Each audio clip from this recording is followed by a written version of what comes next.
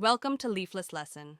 We're stripping away the complexity of modern life to give you the raw, essential truths you need to grow. Today, we are tackling a topic that most people find intimidating: financial literacy. We've all seen the advice: save more, invest early, don't buy lattes. But how do you actually structure your life to move from financial stress to the top 1% of wealth builders? Based on a comprehensive roadmap for financial freedom, I've distilled the most critical steps you need to take. In the next 6 minutes, we're going to walk through the snapshot of your current finances, the debt trap, and the rules for buying the two biggest things you'll ever own: your car and your home. Let's get started. Step 1: the financial now. The biggest mistake people make is moving forward without looking back. You cannot build a future on a foundation you don't understand. This is what we call your financial now.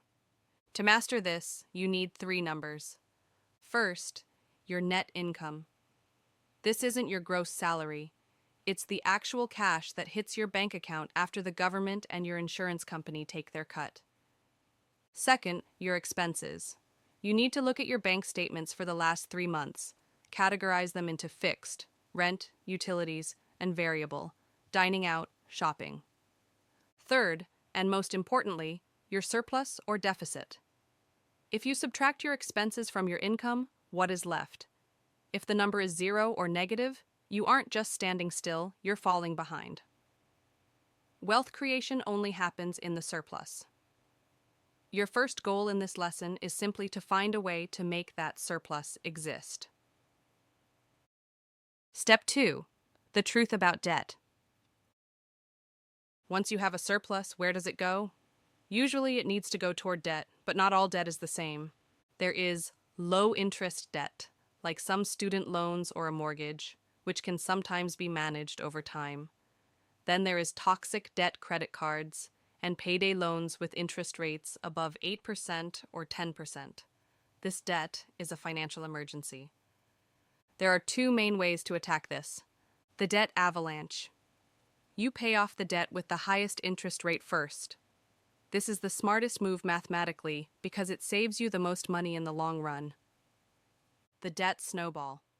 You pay off the smallest balance first. This isn't about math, it's about psychology.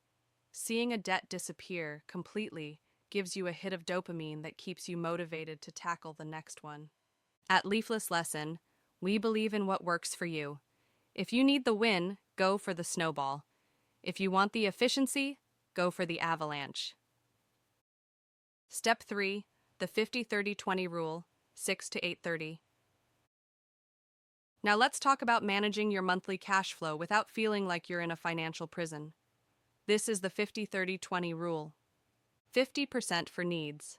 This covers your absolute essentials: housing, groceries, and basic transport. 30% for wants. This is your guilt-free spending: gym memberships, hobbies, or a dinner out with friends. 20% for the future. This goes toward your savings, investments, or extra debt repayments. The reason most people struggle is that their needs take up 70% or 80% of their income. If that's you, don't panic. The goal isn't to be perfect tomorrow. The goal is to awareness. Can you find a way to downsize a need or cut a want to feed that 20% future bucket? That 20% is what buys your freedom later in life. Step 4: the order of operations, 8:30 to 11. One of the most confusing parts of finance is knowing what to do first. Do you save for a house or pay off the car? Here is the priority list. The 1-month buffer. Save enough to cover 1 month of expenses so you stop living paycheck to paycheck. Kill high-interest debt. Attack anything over 8% interest with everything you've got. The full emergency fund.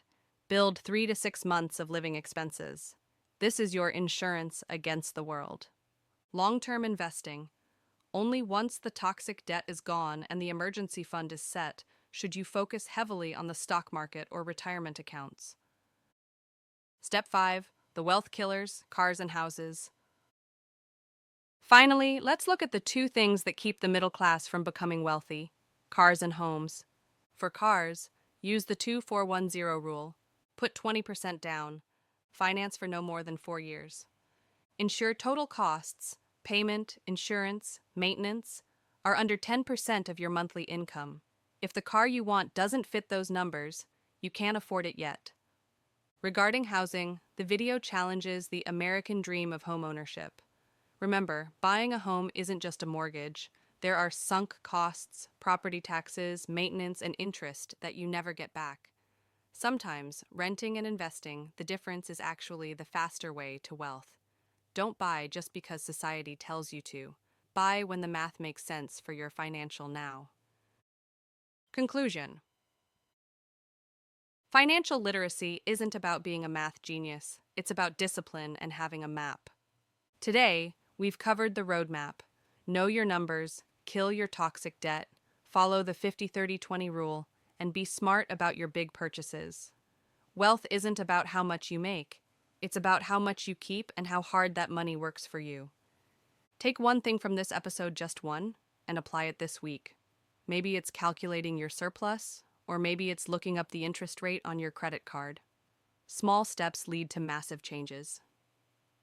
Thank you for listening to Leafless Lesson. Start small, grow deep. I'll see you in the next one.